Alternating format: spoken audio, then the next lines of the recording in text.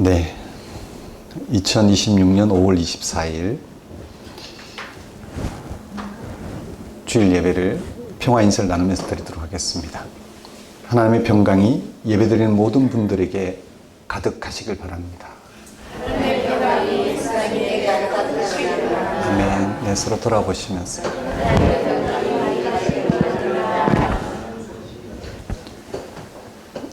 오늘은 성령 강림 주일입니다.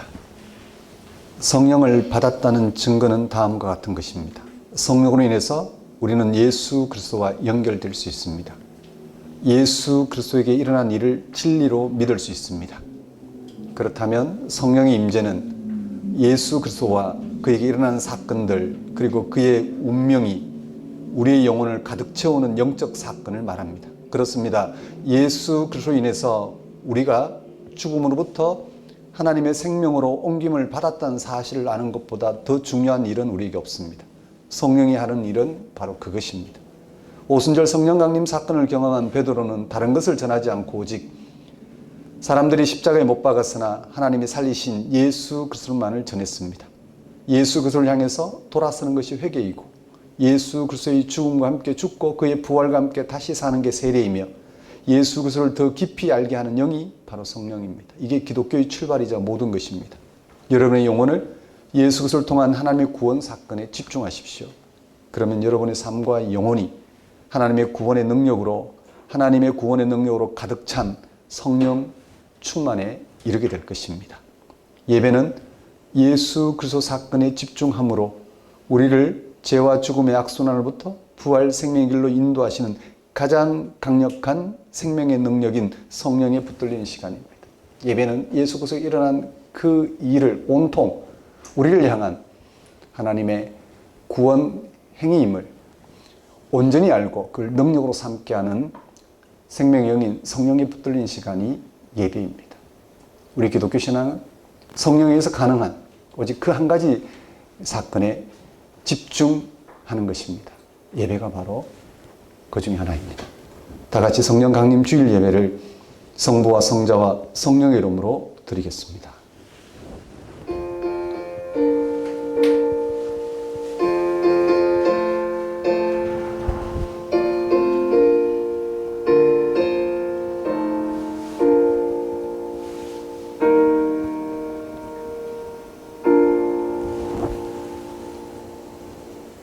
내가 아버지께로부터 너에게 보낼 보혜사 곧 아버지께로부터 나오시는 진리의 성령이 오실 때에 그가 나를 증언하실 것이요 너희도 처음부터 나와 함께 있었으므로 증언하느니라.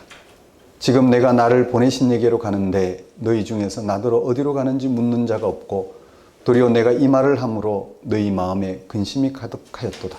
그러나 내가 너희에게 실상을 말하노니 내가 떠나가는 것이 너희에게 유익이라. 내가 떠나가지 아니하면 보혜사가 너희에게로 오시지 아니할 것이요 가면 내가 그를 너희에게로 보내리니 그가 와서 죄에 대하여 의에 대하여 심판에 대하여 세상을 책망하시리라. 죄에 대하여 하면 그들이 나를 믿지 아니하며 의에 대하여 하면 내가 아버지께로 가니 너희가 다시 나를 보지 못하며 심판에 대하여 하면 이 세상 임금이 심판을 받았습니다.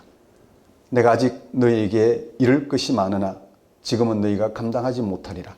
그러나 진리의 성령이 오시면 그가 너희를 모든 진리 가운데로 인도하시리니 그가 스스로 말하지 않고 오직 들은 것을 말하며 장래의 일을 너희에게 알리시리라.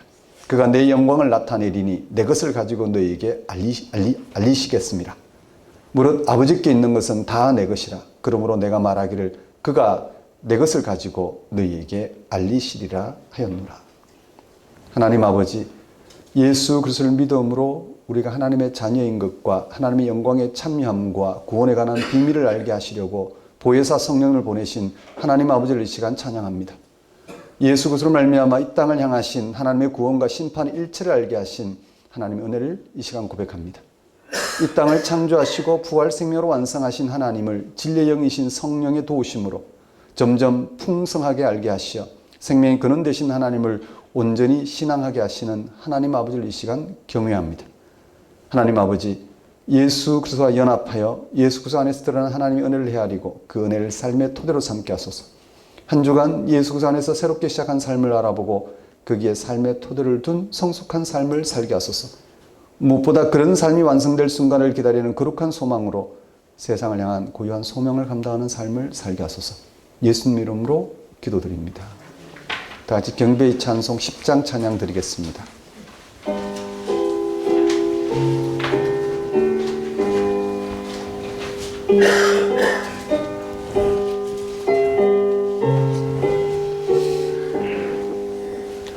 전능왕 오셔서 주 이름 찬송케 하옵소서. 영광과 권능의 성부여 오셔서 우리를 다스려 주옵소서. 강생한 성자여 오셔서 기도를 들으소서. 택하신 백성들 복 내려주시고 거룩한 마음을 주옵소서. 위로의 주 성령 오셔서 큰 증거 주옵소서. 전능한 주시여 각 사람 맘에서 떠나지 마시고 계십소서.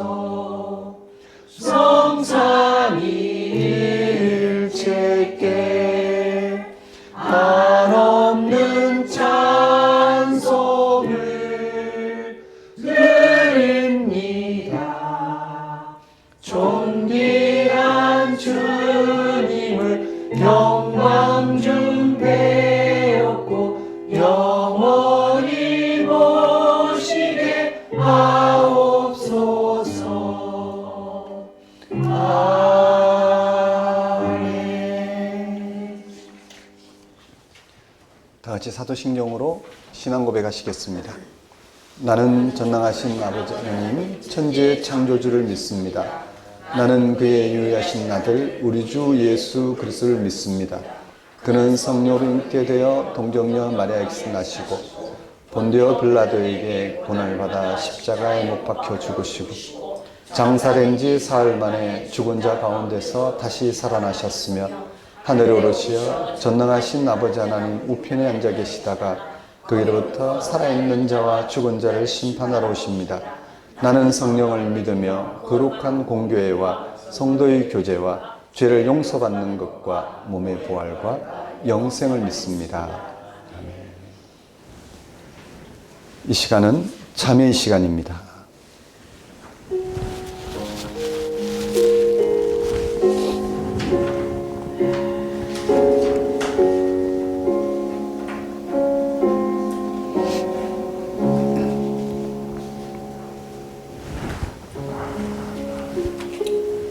오늘 우리는 부활절 기간을 보내고 성령 강림절을 맞이했습니다. 예수님은 제자들에게 성령을 약속하셨습니다. 이 성령은 죽은 자 가운데서 다시 살아나신 예수님의 부활이 곧 모든 인간이 얻게 된 새로운 생명임을 경험하게 하는 생명의 영입니다. 성령이 제자들에게 임하게 된 사건이 바로 기독교를 가능하게 했습니다. 만약 성령이 그들에게 주어지지 않았다면 기독교는 싹을 틔우지 못했을지도 모릅니다.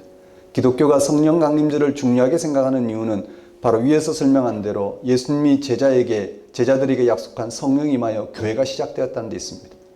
사도행전에 나온 오순절 성령 강림 사건이 이를 가리킵니다. 교회가 성령 강림으로 시작되었다는 것은 성령의 피조물이라는 사실을 가리킵니다. 교회가 세상의 친목 단체나 정치 결사체처럼 사상과 신념에 의한 것이 아니라 성령에 의해서 시작되고 이끌림을 받는다는 뜻입니다. 지난 2000년의 기독교 역사는 바로 성령의 역사입니다. 지금 또 교회와 기독교인은 모두 성령에 의존해서만 존재할 수 있습니다. 이렇게 신앙을 가능하게 한 성령은 무엇일까요? 성령은 누구일까? 구약 성경은 성령을 루아흐라 하고 신약 성경은 푸뉴마라고도 합니다. 루아흐나 푸뉴마는 두 가지 뜻이 있습니다. 하나는 바람이고 하나는 영입니다. 바람이 바로 영이란 뜻입니다. 따뜻한 바람이 불어오면 식물이 살아나고 찬바람이 불어오면 죽습니다. 태아가 엄마 자궁으로부터 밖으로 나온 뒤에 숨을 쉬어야만 합니다. 사람이 죽을 때 숨은 멎습니다. 무슨 말인가요? 성령이 가리키는 루아흐와 푸뉴마는 생명의 영, 즉 살림의 영이란 말입니다. 성령을 받는다는 것은 곧 생명의 영을 받는다는 뜻입니다. 더 정확하게는 생명의 영에 사로잡힌다는 말씀입니다. 생명의 능력에 순종하는 것입니다. 이런 점에서 성령이란 무엇인가 하는 질문은 곧 생명의 영, 생명의 능력이란 무엇인가와 똑같습니다. 생명의 영, 살리는 영이란 말은 무슨 뜻일까? 우리는 이것을 보통 세상살이 문제로 생각합니다. 불치병에 걸렸던 사람이 치료되었다거나 부도에 몰렸다가 기사회생했다거나 시련의 슬픔에서 다시 힘을 얻는 것들입니다. 오랫동안 취업을 못하던 사람이 마음에 드는 직장을 얻는 것도 중요합니다. 성령은 분명히 이런 일상의 능력을 주십니다. 그 일상은 지금 우리가 세상에서 생명을 경험하는 실체입니다. 이런 생각은 기본적으로 옳지만 극단적으로 나가면 기복주의에 빠집니다. 모든 일상이 다른 사람보다 더 월등해야만 살아갈 힘을 얻게 됩니다. 지금 우리가 살아가고 있는 현대사회가 그렇습니다. 소유와 소비를 늘리는 방식으로만 생명을 경험하려고만 합니다. 모두 경쟁의 대열에서 낙오하지 않으려고 무한정 힘을 쏟습니다. 어떻습니까? 이런 방식의 삶에서 우리가 생명 충만함을 경험할 수 있는지요? 아니면 경쟁 심리만 자극되고 있는 건 아닐까요? 생명의 영인 성령이 무엇인지를 알려면 생명이 무엇인지를 깊이 생각해야만 합니다. 우리가 어떻게 생명을 경험할 수 있는지 생각해야 합니다. 생명은 사람들이 만들어내는 게 아닙니다. 하나님에 의해서만 주어진다는 사실이 중요합니다. 이건 더 긴 설명이 필요 없이 분명한 사실입니다. 여호와 하나님만이 창조주입니다. 그리고 우리는 피조물입니다. 기독교 신앙의 대전제가 이것입니다. 우리는 생명을 받을 뿐입니다. 이는 생명이 우리의 생각을 뛰어넘는 사건이란 뜻입니다. 하나님을 향해서 세상을 왜 이렇게 창조했느냐고 따질 수 없습니다. 소풍 가기로 한 날인데 왜 비가 내리느냐 불평할 수 없는 것 같습니다. 궁극적으로 생명이 무엇인지 우리는 아직 잘 모릅니다. 하나님의 영이 실행되어야만 우리가 알아챌 수 있습니다. 이런 설명이 복잡하게 들리지 않았으면 좋겠습니다. 이게 얼마나 큰 은총인지 아시는 분들은 아실 것입니다. 쉽게 말해서 부자이며 건강한 사람만 생명 충만함을 느낄 수 있다면 그런 세상이야말로 불행합니다. 그런데 실제로는 전혀 그렇지 않습니다. 행복할 것 같지 않은 조건에 사는 사람들이 행복하기도 합니다. 생명의 능력이 임의로 부는 바람처럼 우리의 예상과 다르게 움직인다는 아주 작은 증거들입니다. 기독교의 생명 경험은 한 가지로 집중됩니다. 그것을 여러분 너무나 잘 아십니다. 예수 그리스도와 그에게 일어난 하나님의 구원 통치입니다. 복음서는 예수 그리스도가 바로 생명이라고 말합니다. 그를 통해서 죄의 용서가 가능해졌으며 부활 생명의 참여가 가능해졌기 때문입니다. 예수 그리스도가 생명이라면 바로 성령은 하나님의 영이면서 동시에 예수 그리스도의 영입니다. 여러분이 예수를 통해서 생명 충만감을 경험한다면 일상도 전혀 새로운 빛을 내게 될 것입니다. 초기 기독교인들은 이런 경험으로 카타콤에 들어가서도 예배를 드렸고 극단적인 상황에서도 순교도 마다하지 않았습니다. 그리스도인들에게 경험된 하나님의 영은 바로 예수 그리스도의 영입니다. 그 영은 죽음의 무덤을 여는 생명의 능력입니다. 사랑하는 성도 여러분, 한 주간 삶을 돌아보십시오. 여러분은 정말 생명의 영에 의해 예수에게 나타난 영원한 생명을 얻을 수 있도록 하나님이 선물로 주신 인생이 있습니다. 삶이 있습니다.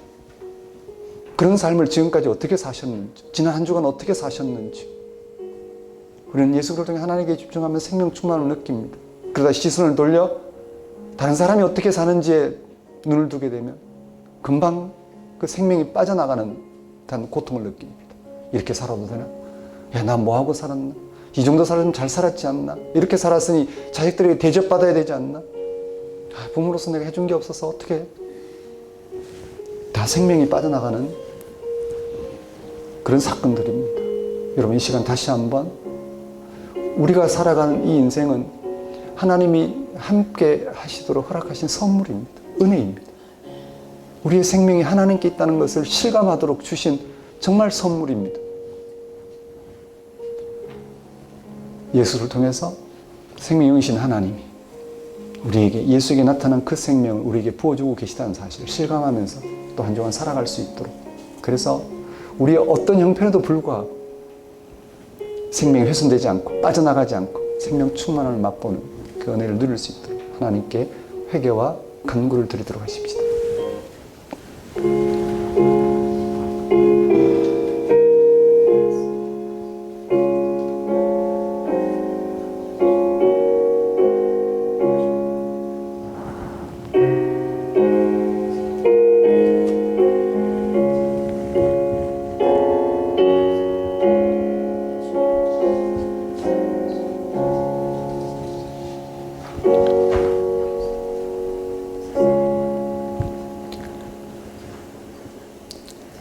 하나님 아버지, 우리의 육신의 생명이 죽음에도 불구하고 생명 충만함을 누릴 수 있도록 예수 그리스도를 보내셔서 그 안에서 하나님의 영에 의해 하나님의 생명을 충만하게 맛보도록 하셨사오니 오직 그 생명을 충만하게 맛보는 방식대로 우리의 삶이 움직일 수 있도록 인도하여 주옵소서.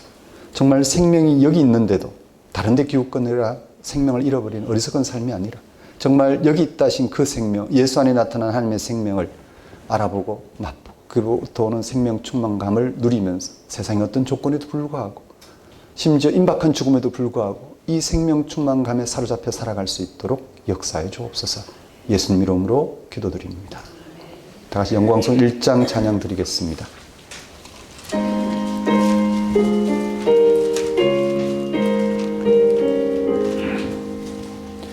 만복의 근원 하나님 온 백성 찬송 드리고 저 천사여 찬송하세 찬송 성부 성자 성령 아멘.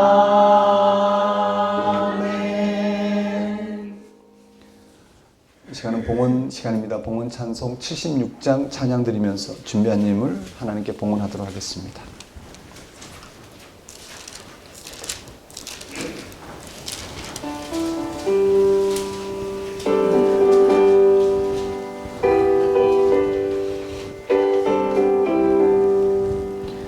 창조의 주 아버지께 감사 찬송 드립니다. 부름받은 자녀들이 주의 전에 함께 모여 찬송하고 기도하며 몸과 마음 모두 얻어 주께 예배드리오니 아버지여 받으소서. 은혜의 주 구세주여 용서하여 주옵소서.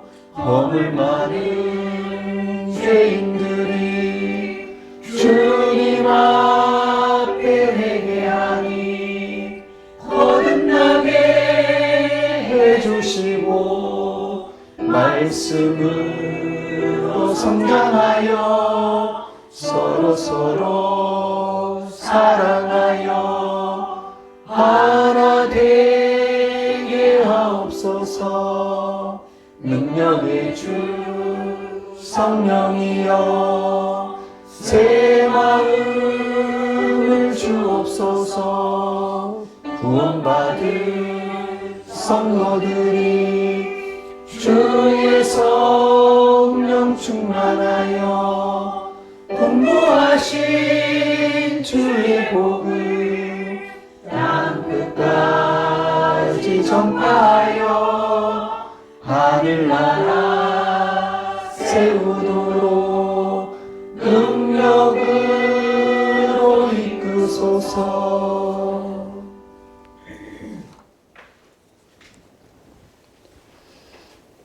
언제나 늘 우리의 삶에 개입하신 하나님, 창조와 종말의 능력인 성령을 우리는 하나님으로 믿습니다. 성령은 세상이 무로부터 창조될 때 활동하셨고 세상이 종말 심판을 통해서 완성될 때 주도적으로 활동하실 하나님이십니다. 우리는 오직 성령과의 소통을 통해서만 영적인 생명을 얻을 수 있습니다. 우리가 믿는 성령은 보이지 않으나 이 세상과 그 안에 모든 생명체들과 사람들까지 포함하여 모든 것들을 가능하게 하는 능력입니다. 하나님을 믿는다고 자처하는 우리들이 성령의 능력을 믿지 않고 어찌 살아갈 수 있겠습니까?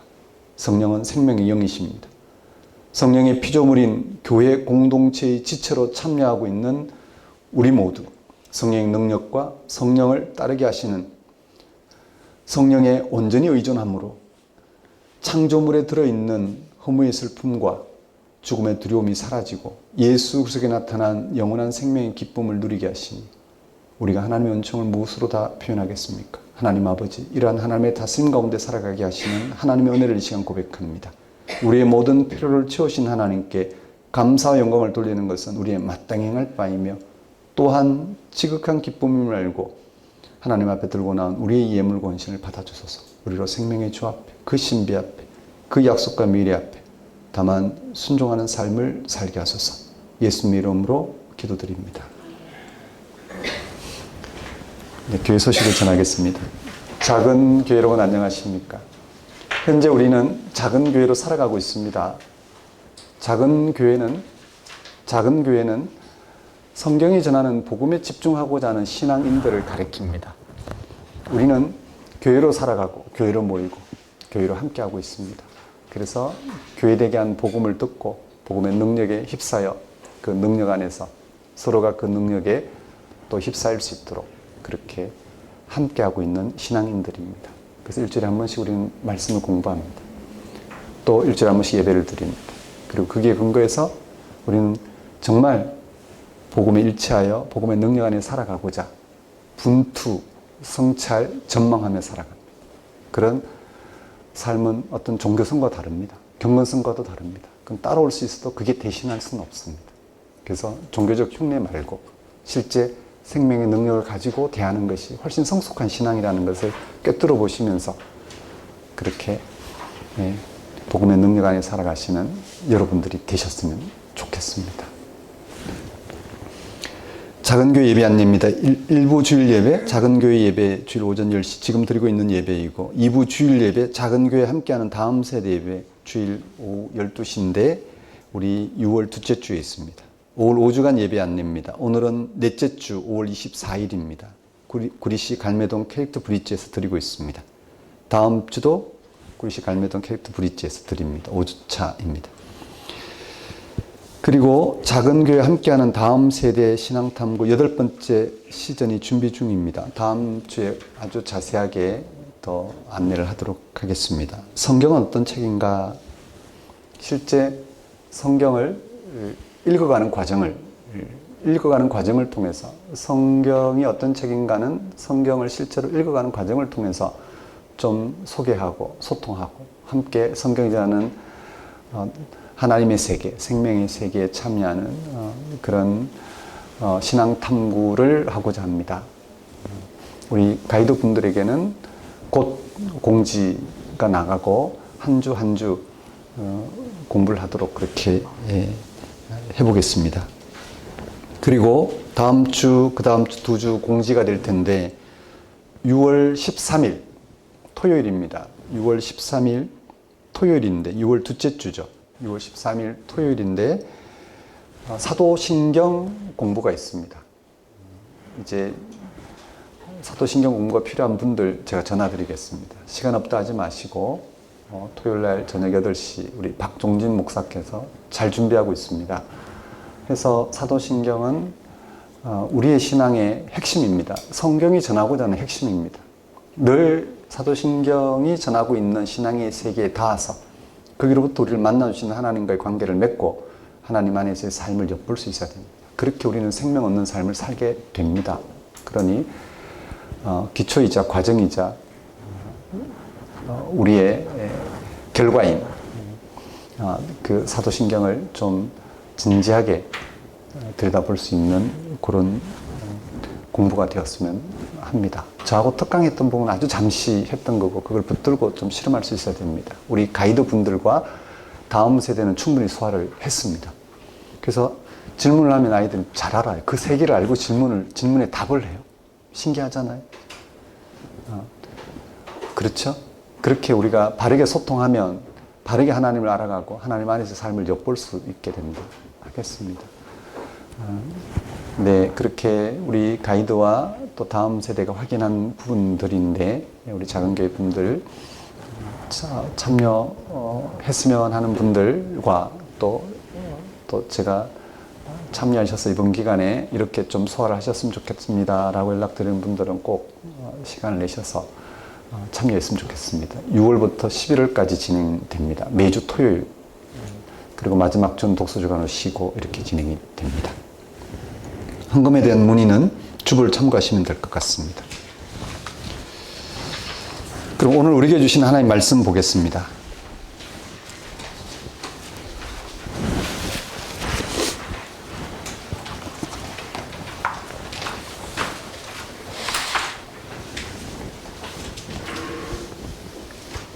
오늘 우리에게 주신 하나님 말씀은 로마서 8장 1절에서 11절까지 말씀입니다.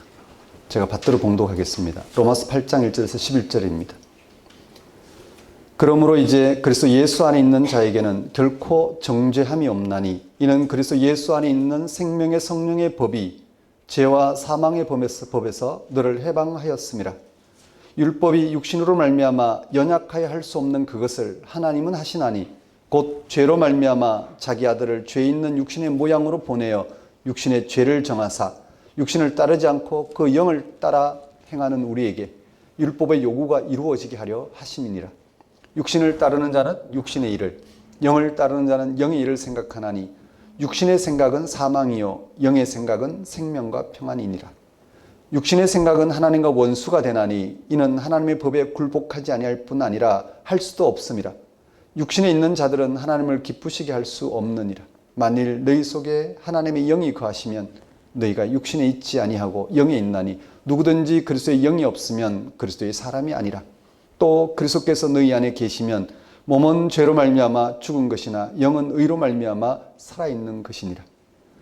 예수를 죽은 자 가운데서 살리신 이의 영이 너희 안에 거하시면 그리스도 예수를 죽은 자 가운데서 살리신 이가 너희 안에 거하시는 그의 영으로 말미암아 너희 죽을 몸도 살리시리라. 하나님 아버지, 이 시간 선포되는 말씀을 통하여 예수 그리스도를 통한 하나님의 구원 통치에 일치할 수 있는 그런 길을 확실하게 붙들고 그게 일치해가는 한 주가 될 수 있도록 역사해 주옵소서. 예수님 이름으로 기도드립니다. 오늘 설교 본문은 로마서 8장 1절에서 11절까지 말씀이고 제목은 성령의 능력 안에 있는 기독교인입니다. 오늘은 성령 강림절입니다. 성령 강림절기는 예수 그리스도 안에서 세상을 향하여 물 붓듯 부어진 성령의 역사를 기억하고 증언하는 절기입니다. 우리 기독교인은 예수 그리스도 안에서 부어진 성령의 역사로 새로 태어난 사람들입니다. 예수 그리스도를 통해서 권능을 드러낸 성령은 죽은 자의 부활에 이르게 하시는 하나님의 영입니다. 우리 기독교인들이 예수 그리스도 안에서 경험하는 성령은 다름 아닌 모든 생명의 창조와 죽은 자의 부활이라는 새 창조 안에 계신 하나님의 영입니다. 즉 살아있는 모든 것의 근원일 뿐 아니라 새로운 생명의 근원입니다. 이 성령이 예수님의 부활에서 모든 피조물을 향하여 물 붓듯 부어졌습니다. 걸림이 없이 부어졌다는 말씀입니다. 그래서 모든 피조물의 현재 생명을 새롭게 갱신합니다. 즉 지금의 생명을 죽음을 이긴 새로운 생명으로 창조합니다. 이러한 성령의 역사에 조건 없이 자기를 열어 참여하는 사람들이 기독교인입니다. 우리 기독교인은 성경이 전하는 예수의 삶, 사역, 운명 가운데서 성령의 오심과 권능과 충만함을 경험합니다. 거기서 우리는 모든 피조물이 겪고 있는 소멸과 죽음의 절망적인 상황을 극복하게 하는 성령의 역사를 경험합니다. 성령에 의하면 현재의 생명이 그 한계를 극복하고 새로운 생명으로 변화되는 희망을 품습니다. 성령에 의해 현재의 생명이 그 한계를 극복하고 새로운 생명으로 변화되는 희망을 품습니다. 그런 우리는 온 세상의 생명을 새롭게 하시는 성령의 역사에 기꺼이 참여하여 그 일을 기쁨으로 여기고 그 일을 증언하는 것을 사명으로 여깁니다. 우리 기독교인의 삶의 특징이 바로 여기에 있는 것입니다. 우리 기독교인의 삶의 특징은 한 시대가 요구하는 모범적인 삶을 넘어 성령에 의한 새로운 생명에 참여하여 살아가는 데 있습니다. 성령의 역사로 현재의 고난과 죽음의 역사가 끝나고 그것이 극복되는 새로운 생명에 참여하여 살아가는 것 말입니다. 우리 기독교인을 모든 피조물보다 먼저 갱신된 새로운 생명에 참여하게 하는 성령은 우리 기독교인을 모든 피조물보다 먼저 갱신된 새로운 생명에 참여하게 하는 성령은 예수 그리스도를 통해서 부어진 것입니다. 즉 우리는 예수 그리스도를 믿음으로 그에게서 부어지는 성령에 의해 갱신된 생명에 참여하는 것입니다. 예수 그리스도가 무엇을 위해 세상에 왔고 무엇을 위하여 죽었는지 생각해 보십시오. 그의 오심과 목적과 그의 죽음의 열매는 성령의 부으심에 있다고 할 수 있습니다. 우리가 성령을 받도록 말씀이 육의 몸으로 오셨습니다. 사람들이 성령을 받도록 하나님이 인간의 몸으로 오셨습니다. 성령은 예수님의 삶과 사역과 죽음과 부활을 통하여 세상에 부어졌습니다. 그 결과 땅의 모든 피조물의 생명은 새로운 생명으로 갱신할 수 있게 되었습니다. 즉 죽음 너머의 생명을 엿볼 수 있게 되었다는 말씀입니다.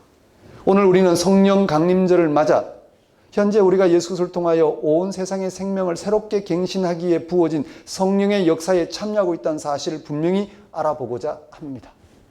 그런 과정을 통하여 우리가 지금의 모든 생명 안에 현재하며 그 안에서 죽음을 이긴 생명으로 새롭게 창조하시는 성령의 역사를 전적으로 받아들이며 기뻐할 수 있었으면 좋겠습니다. 다시 말씀드립니다. 우리가 지금의 모든 이 생명 안에 현재하며 또 이 생명 안에서 죽음을 극복하게 하는 생명으로 인도하시는 그 성령의 역사를 여러분이 맛보시며 그것을 기뻐하셨으면 좋겠습니다. 오늘 설교 본문이 로마서 8장 1절 18절 말씀, 11절 말씀은 성령의 역사로 세상의 생명을 전적으로 새롭게 한 예수 그리스도의 사건을 자세하게 설명합니다. 먼저 바울은 1절에서 다음과 같이 선언합니다. 그리스도 예수 안에 있는 자에게는 결코 정죄함이 없다. 여기서 바울이 언급한 정죄함은 죄와 죽음에 처한 인간의 상태를 가리킵니다. 죄로 인해 너 죽었다라고 판정받은 상태를 말합니다. 인간의 죄는 생명의 근거가 하나님께 있음에도 불구하고 자신의 유한한 육신의 생명에 두고 살아가는 상태를 말합니다. 그 결과 절망적인 죽음에 처하게 된 것입니다.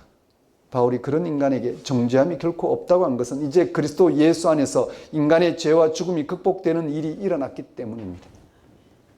이어서 바울은 그리스도 예수 안에서 그것이 어떻게 가능한지 그 근거를 밝힙니다. 2절입니다. 이는 그리스도 예수 안에 있는 생명의 성령의 법이 죄와 사망의 법에서 너를 해방하였습니다. 그리스도 예수 안에서 인간의 죄와 죽음이 극복된 것은 다름 아닌 성령의 역사가 일어났기 때문이라고 밝히고 있는 것입니다. 도대체 예수 안에 무슨 일이 일어나기에 우리의 정죄함이 없다고 하는가? 예수 안에 무슨 일이 일어나기에 우리가 죽는 그 죽음이 극복된다고 하는가? 예수에게 도대체 무슨 일이 일어나길래 죽음에 처하지 않을 죄 사함과 의에 이르는 그런 일이 일어났다고 하느냐라는 말씀입니다. 바울은 1절에서 그리스도 예수 안에 있는 자, 2절에서 그리스도 예수 안에 있는 생명의 성령의 법이라고 합니다. 바울이 이 두 절에서 반복하고 있는 것은 그리스도 예수 안에 있다라는 것입니다. 이 그리스도 예수 안에 있다는 것은 뭘 말할까요? 그냥 믿습니다라고 처리하면 될까요? 내가 그 안에 있고 예수가 내 안에 있다라고 그냥 확신합니다라고 하면 될까요? 그리스도 예수 안에 있다라는 것, 그것은 그리스도 예수에게 일어난 사건에서 우리가 죄와 죽음에 처한 삶을 살고 있다는 사실을 깨달은 후 죄로 인한 자기 죽음을 받아들이게 된 것을 가리킵니다. 그리고 거기로부터 죽음을 극복하신 하나님께 근거하여 살아가게 된 것을 가리킵니다. 그렇게 살아갈 때 우리의 삶을 주장하는 죄는 극복되고 죽음도 뒤로 물러나게 됩니다. 왜냐하면 죽음 이편에서 우리에게 적용되는 정죄, 즉 죄로 인한 죽음이 이미 우리에게 집행되었기 때문입니다. 당연하지 않습니까? 죄로 인한 죽음을 받아들입니다. 우리는 죽음을 받아들이지 않고는 하나님과 단절된 상태를 극복할 수가 없습니다. 죄로 인한 죽음을 받아들이고 그 죽음에서 건지실 하나님과 이제 연결되고자 합니다. 그럴 때 우리는 죽음은 뒤로 물러가고 하나님과 연결된 의가 우리를 주도합니다. 그때 우리는 죽음이 극복된 생명의 삶을 살게 됩니다. 우리가 그리스도 예수 안에서 죄로 인한 죽음이 극복되는 삶이 가능한 이유는 부활하신 예수 그리스도에게서 살아계신 하나님이 계시되었기 때문에, 하나님이 그를 죽은 가운데 살리셨기 때문입니다. 즉 그를 죽은 가운데 살리심으로써 하나님이 죄로 인한 죽음에 있는 우리를 살릴 만한 능력으로 역사하셨기 때문입니다. 그래서 우리가 죄로 인하여 죽음에 처한 우리를 건지시는 하나님을 알아보고 그 가운데 살아갈 수 있게 된 것입니다.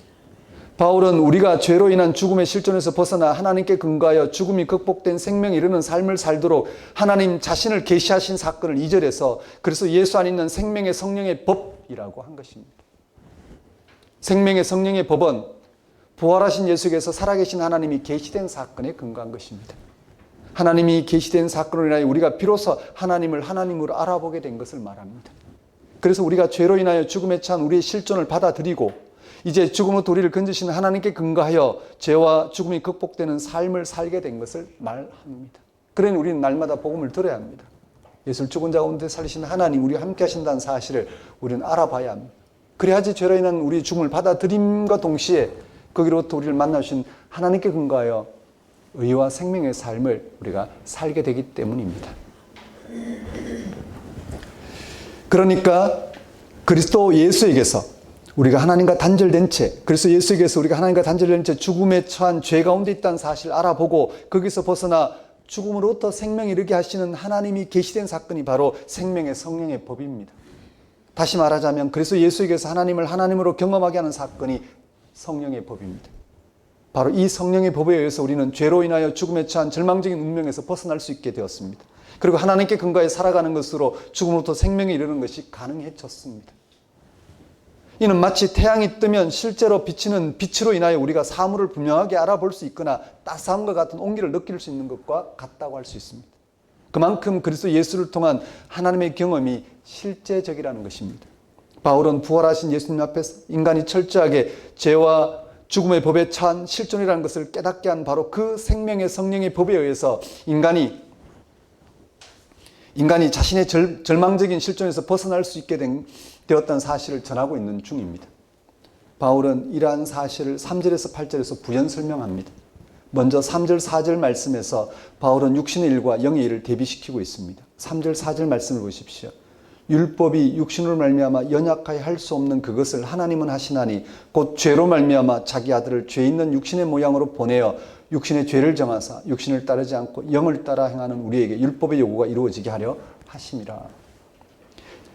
지금까지 바울을 포함한 유대인들은 율법에 근거한 신앙적 확신과 행위로 인간이 할 수 있는 그런 일들로 하나님의 의와 생명 가운데 살아가고 있다고 확신했습니다.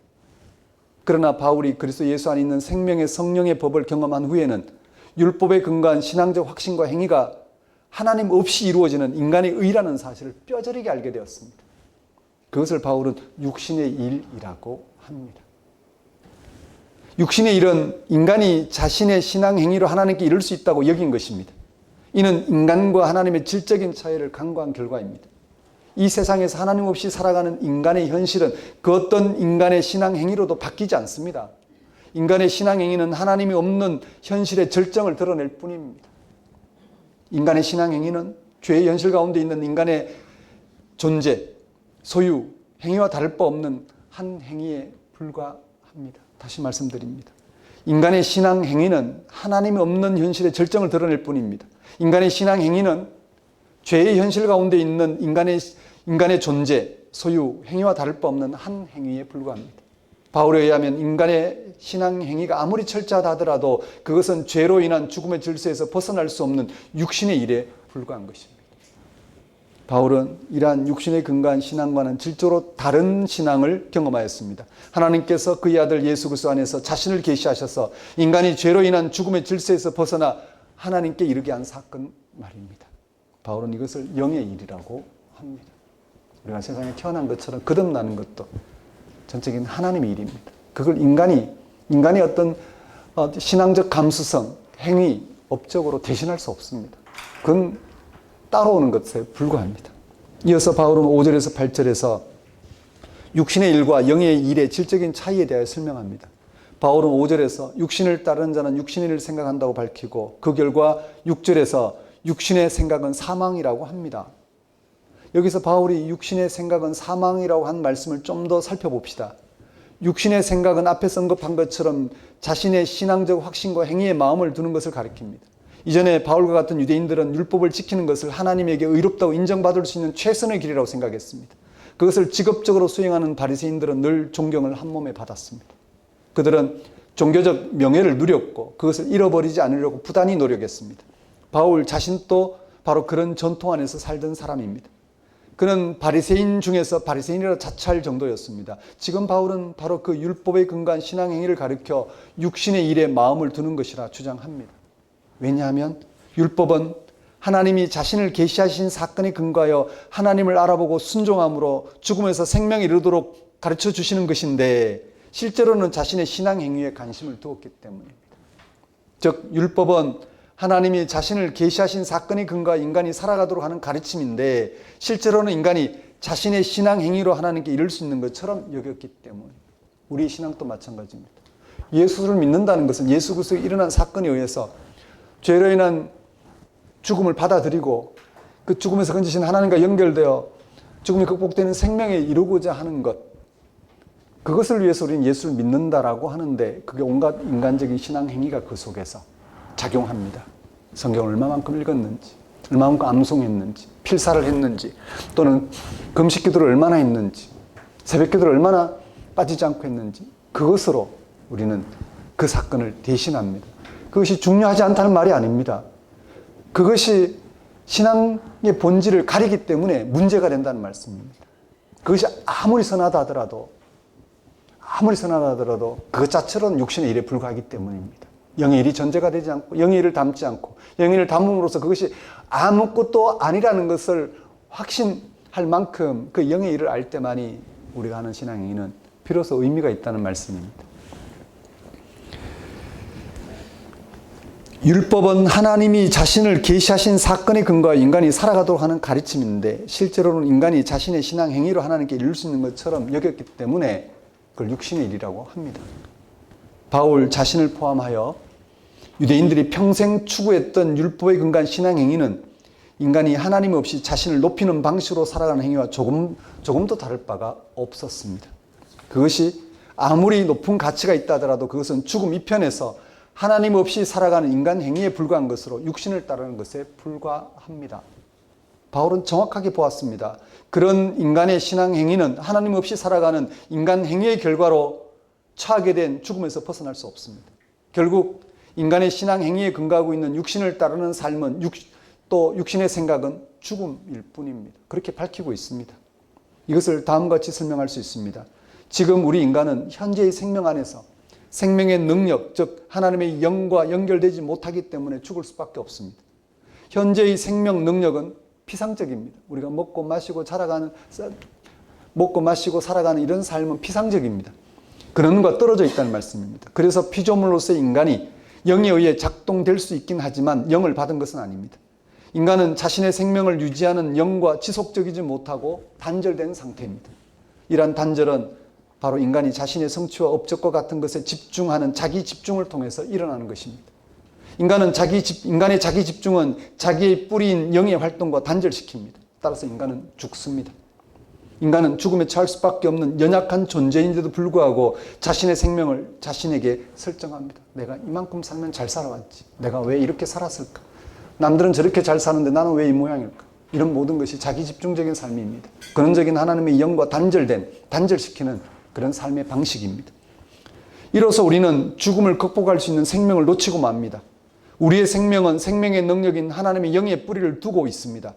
인간이 자기에게 집중하는 삶을 살면, 즉 육신을 따르는 삶은 하나님에 의해서만 가능한 생명의 능력으로부터 분리되고 따라서 죽음을 벗어나지 못합니다.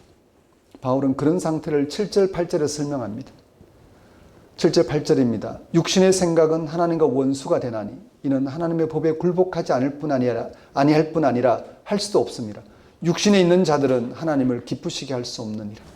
육신의 생각은 하나님과 원수가 된다고 합니다. 왜냐하면 하나님께 생명의 근거를 두게 하는 하나님의 법에 굴복하지 않을 뿐 아니라 할 수도 없기 때문입니다. 바울의 지적은 정확합니다. 자신의 신앙 행위에 마음을 두고 있는 사람은 부지불식간에 내가 어떤데 이만하면 괜찮지. 예수 믿지 않는 사람도 있잖아. 내가 예수를 이렇게 믿으면 됐지. 라고 처리해버립니다.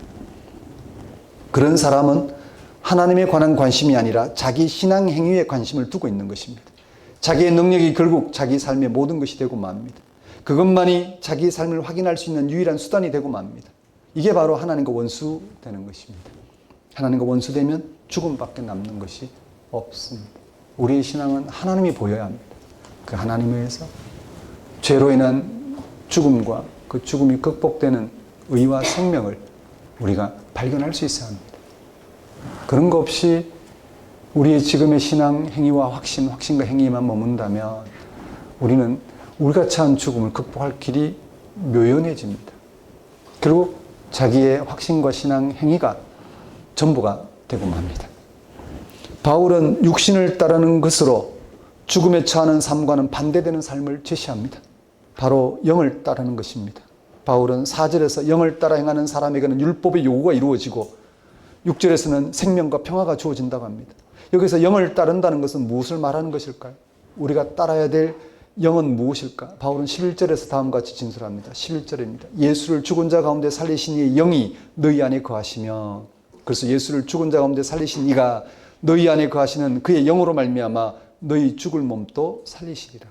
바울은 2절에서는 영을 죄와 사망에서 해방하는 생명의 성령이라고 하였고, 여기서는 영을 예수를 죽은 자 가운데 살리신 이의 영, 우리의 죽을 몸도 살리시는 이의 영이라고 했습니다. 예수님이 실제로 죽었습니다. 그러나 다시 죽을 몸이 아닌 영원한 생명으로 살아나셨습니다. 바로 하나님의 영으로 이루어진 것입니다. 그 하나님의 영이 우리의 죽을 몸도 살리신다는 것입니다. 하나님의 영은 모든 생명의 근원인 창조의 능력을 말합니다. 하나님의 영은 세상을 무로부터 창조한 창조의 능력입니다. 그리고 세상의 모든 생명 활동을 가능하게 한 생명의 힘입니다. 이 하나님의 영에 의하여 예수 그리스도가 죽은 자들 가운데 살아나셨고 우리의 죽을 몸도 살아납니다. 즉 하나님의 영은 죽은 자가 부활하여 얻게 될 새로운 생명의 능력입니다. 하나님의 영에 의해 우리가 얻게 될 부활 생명은 단지 이 세상의 생명 현상이나 거기서 이루어지는 건강하게 오래 살고 잘 먹고 잘 사는 차원에 머물지 않습니다. 건강하게 오래 살고 잘 먹고 잘 사는 모든 것은 아무리 화려하고 부러워할 만한 해도 결국 죽음에 이를 뿐입니다. 하나님은 우리를 거기서 살리십니다. 죽음이 극복된 생명에 이르게 하십니다. 즉 부활입니다. 이렇게 하나님의 영에 근거하여 죽은 자가 부활하여 얻게 될 새로운 생명에 이르는 삶이 영을 따르는 것입니다. 영을 따른다는 것은 죽음과 함께 하나님의 영원한 생명에 우리가 참여하게 되고 거듭나게 되고 그게 충만하게 된다는 사실을 온몸으로 받아들이고 살아가는 것을 말합니다. 문제는 우리가 어떻게 해야 하나님의 영이 거하는 삶을 살 수 있느냐는 것입니다. 11절 표현대로 하면 어떻게 해야 하나님의 영이 우리 안에 거할까요? 하나님의 영을 우리가 어떻게 인식하고 경험할 수 있을까? 하나님의 영이 나타난 사건은 예수 그리스도이십니다. 하나님의 영은 부활하신 예수를 통하여 우리에게 주어졌습니다. 지금까지 하나님의 영이 모든 생명의 능력인 것처럼 생명의 능력과의 단절로 죽음에 처한 모든 이들의 새로운 생명의 능력은 죽은 자의 부활에서 발생했습니다. 그래서 바울은 하나님의 영을 가리켜 예수를 죽은 자 가운데 살리신 이의 영이라고 언급합니다. 하나님의 영이 세상의 생명을 창조하고 유지한 원리가 죽은 자 가운데 부활하신 예수님에게서 드러났습니다. 죽은 자로부터의 부활은 세상의 생명이 죽음을 극복하고 완성된 것을 말합니다. 이것이 예수님에게서 이미 발생했기 때문에 하나님의 영은 그를 통해서 인간에게 현재합니다. 지금까지 예수가 죽은 자 가운데 살아나시기 전까지 하나님의 영은 단지 창조의 영으로서 이 세상을 지금처럼 존재하게 하고 생명 활동을 하게 하는 거기에 머물렀습니다. 그런데 예수가 죽은 자 가운데 살아났음으로써 우리는 예수를 통해서 그 성령이 이 세상을 존재하게 할 뿐만 아니라 생명 활동을 하게 하신 성령이 이제 그것이 처한 죽음으로부터 건지는 방식으로 역사하여 죽음에 처한 모든 이들이 그 운명을 극복할 수 있도록 바로 그 길을 예수께서 여셨고 예수 안에서 우리는 그 성령을 경험하게 된 것을 지금처럼 성경은 전하고 있는 것입니다. 즉 죽은 자로부터의 부활은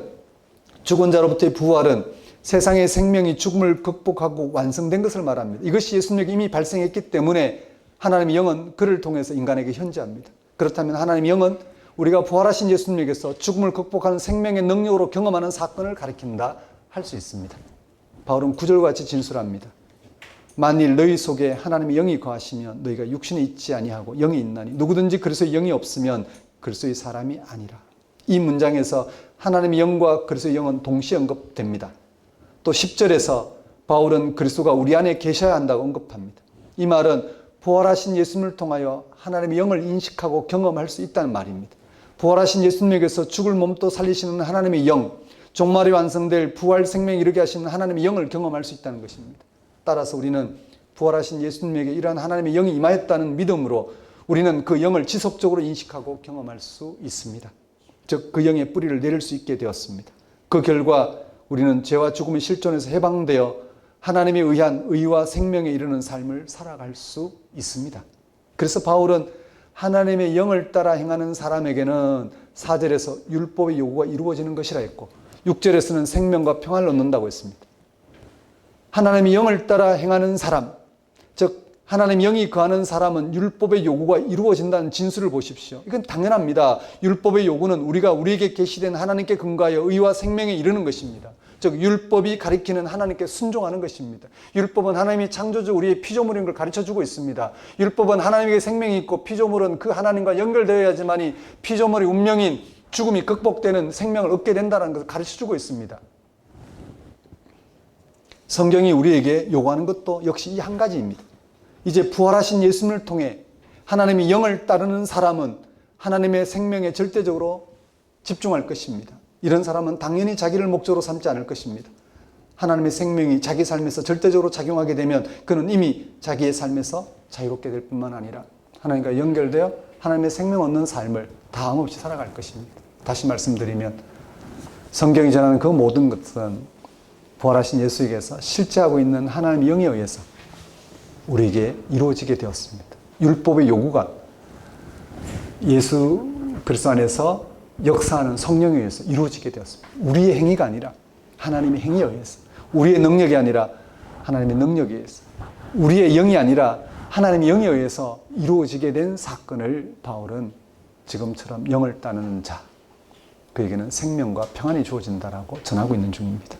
그 다음 보십시오. 하나님의 영을 따르는 사람은, 즉 하나님의 영이 거하는 사람은 생명과 평안을 얻는다고 했습니다. 생명과 평안은 서로 연결되어 있습니다. 우리가 하나님의 영원한 생명에 참여하고 있다면, 즉 그리스도를 통해서 우리에게 주어진 하나님의 영으로 우리가 하나님의 영원한 생명에 참여하고 있다면 우리는 우리 자신의 삶과 운명에서 평안을 누릴 수 있습니다. 우리가 직면한 죽음 앞에서 갈등과 파괴와 같은 방식으로 죽음을 극복해보려고 발버둥 치지 않을 것입니다. 대신에 우리는 우리의 생명의 허무함을 받아들이고 우리의 잘못과 한계와 부끄러움을 받아들이고 우리를 이리저리 휘감아 도는 운명도 받아들이고 늙음과 질병과 고독도 받아들입니다. 그리고 그런 우리의 실존을 그리스도를 통해서 우리에게 주어진 하나님 영에 맡기고서 전적으로 새롭게 갱신되는 생명에 참여하고자 할 것입니다. 그럴 때 하나님 영에 의해 우리는 우리의 실존에서 해방되어 새로운 생명으로 변화에 참여하는 기쁨을 누리게 됩니다. 그런 우리는 우리의 모든 상황에도 불구하고 무엇보다 죽음 앞에서도 평화를 누리게 됩니다. 그렇게 하나님의 영으로 평화를 누리는 우리는 서로를 향해서도 하나님의 영에 의해 가능한 평화를 누리고자 할 것입니다. 육신의 이런저런 모양을 내세우는 게 아니라 정말 우리의 육신으로는 해결할 길이 없는 하나님의 영원한 생명을 얻고 거기로부터 오는 그 평안을 함께 나누고 누리고자 할 것입니다. 우리 기독교인들이 하나님의 영에 의해 가능한 평안을 알아볼 때 지금의 세상이 이런 평안과 얼마나 단절되어 있는지 알게 됩니다. 참 기가 막힙니다. 세상은 70억 인구가 마음껏 먹고 마실, 그러도 남을 만한 그런 양식을 매년 이 세상에 주어집니다. 그런데도 우리 인간은 그걸 누리지 못합니다. 굶어 죽는 사람이 아직도 있습니다. 그런 양식을 가지고 힘을 삼아 삶을 파괴합니다. 사람을 죽입니다. 기가 막힙니다. 우리 기독교인들이 하나님의 영에 의해 가능한 평안을 알아볼 때 지금의 세상이 이런 평안과 얼마나 단절되어 있는지 알게 됩니다. 그래서 우리 기독교인들은 각자 하나님의 영에 의해 맛보는 평안을 서로 간에 누리는 것을 삶의 능력으로 삼을 것입니다. 그런 우리는 오늘 또 하나님의 영에 의한 평안을 누리기 위해 성경이 전한 예수 그리스도의 사건에 집중하고 있는 것입니다. 그렇지 않습니까? 우리가 분을 낼 일도 없고 우리가 서로를 향해서 정말 하나님 영에 의해 살림받고자 하는 삶을 살고자 하는데 이렇게 주어진 삶을 선물로 받아들이고 예수 그리스도 안에서 영원한 생명을 얻는 삶을 살고자 하는데 그걸 방해할 이유도 없고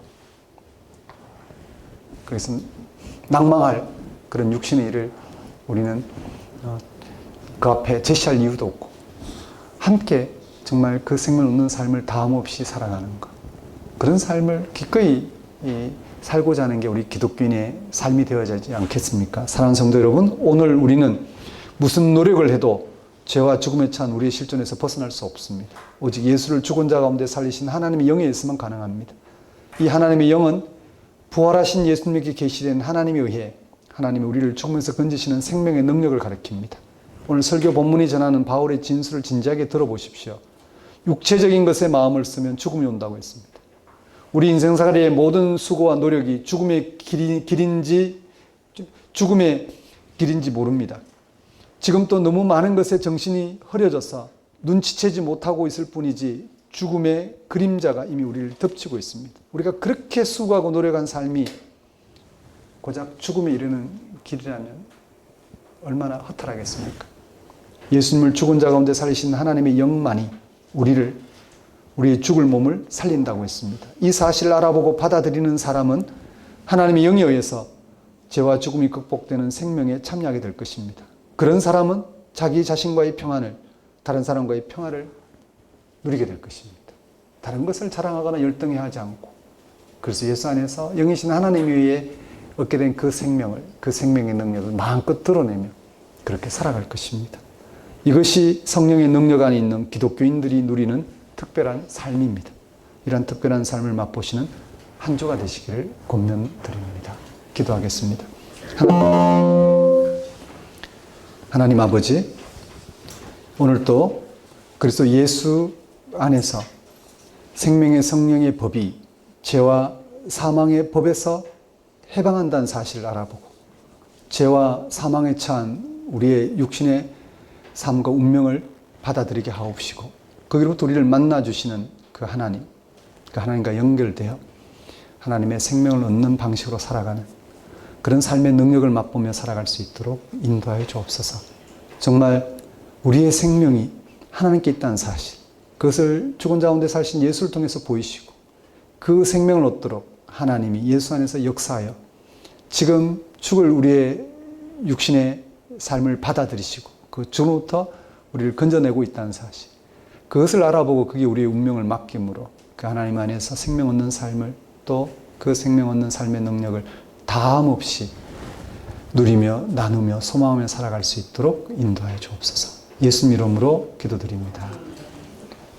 다 같이 일어나셔서 결단의 찬송 191장 찬양 드리겠습니다.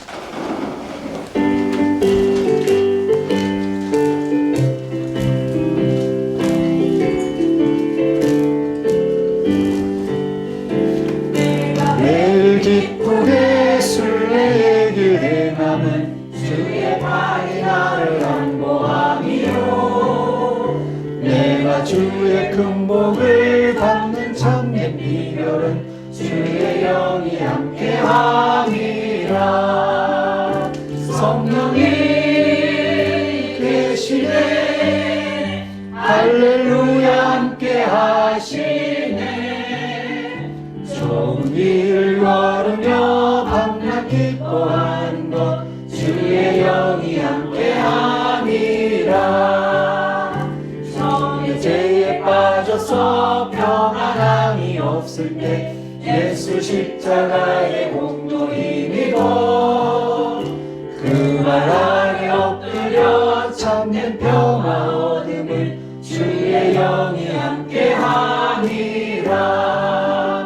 성령이 계시네, 할렐루야 함께하시네. 좋은 일과 기뻐하는 것 주의 영이 함께함이라. 나와 동행하시고 모든 격려하시니 나는 숲의 새와 같이 기쁘다. 내가 기쁜 마음으로 주의 뜻을 행함은 주의 영이 함께함이라. 성령이 계시네 할렐루야 함께하시네. 좁은 길을 걸으며 밤낮 기뻐하는 것 주의 영이 함께함이라. 세상 모든 욕망과 나의 모든 존경을 십자가의 힘이 못을 박았네. 어두운 밤이 지나고 무거운 짐 벗으니 주의 영이 함께함이라. 성령이 계시네 할렐루야 함께하시네. 좁은 길을 걸으며 밤낮 기뻐하는 것 주의 영이 함께함이라. 기도하겠습니다.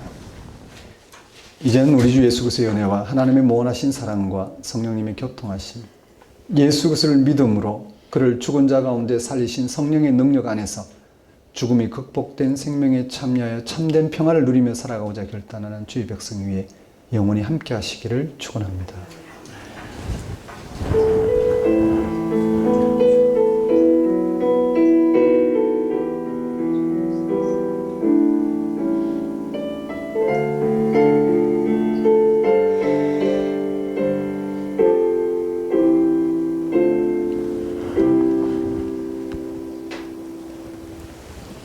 예배를 마치겠습니다.